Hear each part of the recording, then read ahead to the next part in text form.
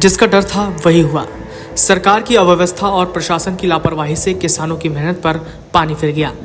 शुक्रवार शाम हरियाणा के 11 जिलों रोहतक, जींद, अंबाला, कुरुक्षेत्र, कैथल, करनाल, यमुनानगर, फरीदाबाद, हिसार और पानीपत में बूंदाबांदी हुई।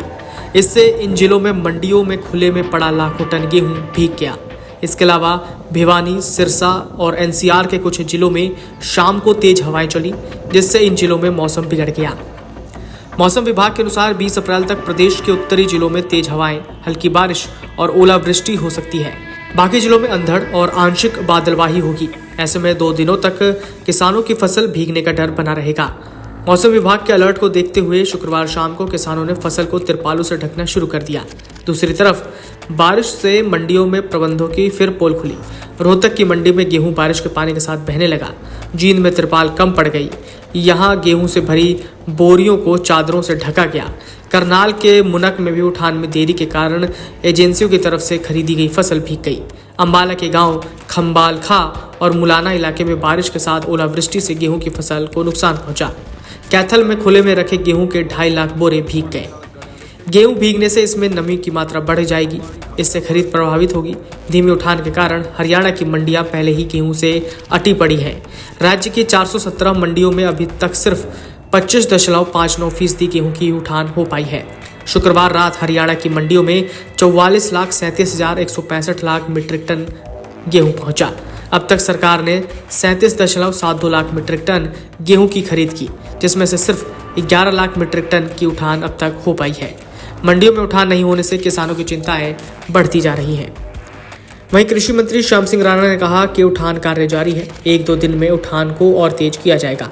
अधिकारियों को निर्देश दिया गया है कि वो उठान पर फोकस करें और किसी तरह की कोई दिक्कत न आए। सिरसा से सांसद कुमारी सैलजा ने कहा कि गेहूं खरीद को लेकर सरकार के प्रबंध धरे के धरे रह गए। खुले आसमान के नीचे पड़ा गेहूं सरकार के दावों की पोल खोल रहा है।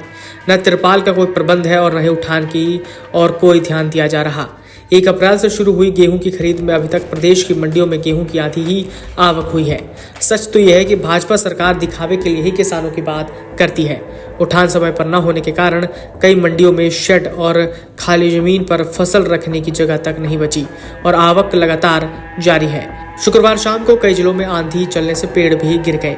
कैथल करनाल रोड और कैथल पटियाला स्टेट हाईवे पर पेड़ गिरने से रास्ता अवरुद्ध हो गया। हरियाणा सरकार के मुताबिक अब तक 2 लाख से अधिक किसानों से गेहूं की खरीद की जा चुकी है। करीब 1400 करोड़ रुपए की राशि किसानों के बैंक खाते में सीधे भेजी जा चुकी है। पिछले साल 17 अप्रैल तक लगभग 25 लाख मीट्रिक टन गेहूं की खरीद हुई थी। मंडियों में गेहूं के अलावा सरसों की भी खरीद की जा रही है। 16 अप्रैल तक 4.93 लाख मीट्रिक टन सरसों की खरीद की जा चुकी है और 3.40 लाख मीट्रिक टन उठान भी हो चुका है।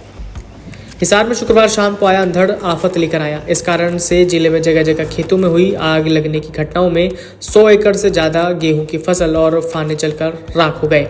इसके अलावा बिजली के खंभों और तारों के टूटने से बिजली व्यवस्था भी बाधित हुई। साथ ही काफी पेड़ों को भी नुकसान पहुंचा।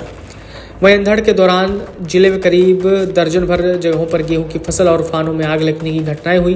रात 10 बजे ये सभी घटनाएं हुई, जिस कारण दमकल कर्मचारियों को काफी भागदौड़ करनी पड़ी। दमकल विभाग के अनुसार जिले के गांव मयड़ में 2 जगह मिर्जापुर, कीरतान, खारिया, अग्रोहा, बुगाना और सरसौद आदि में गेहूं की फसल और फानों में आग लगने की सूचनाएं मिली।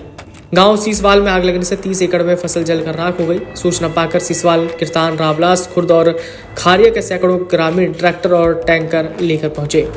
वीडियो डेस्क अमरउजाला.com। अगर आप ये वीडियो YouTube पर देख रहे हैं तो हमारे चैनल को सब्सक्राइब करें और बेल आइकन को दबाना ना भूलें। अगर आप Facebook पर ये वीडियो देख रहे हैं तो हमारे पेज को लाइक करें।